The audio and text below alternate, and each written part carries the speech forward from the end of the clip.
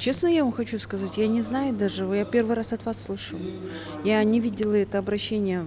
Знаете, мне очень сложно как юристу говорить, да, ну, я вначале должна это изучить, потому что там же какие-то основания должны быть.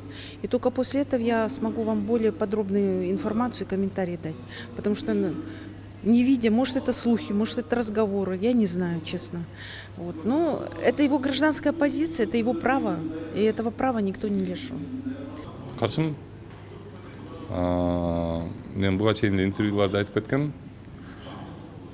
Баягы мен түшүнөм элдин жүгү оор экенин, мен түшүнөм президент болушу оор экенин, бирок ошончо жоопкерчиликти өзүңө алгандан кийин ар бир адам ошол жоопкерчиликти тарта билиш керек да. Тарта албай алгандан кийин андай суроолорго, андай суроо менен кайрылганга моралдык укугу жок деп ойлойм мен.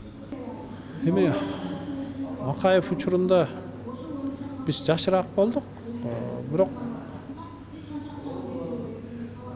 менин оюмча адамдын мындай элдин өсүшүнө кандай салымы болду караш керек.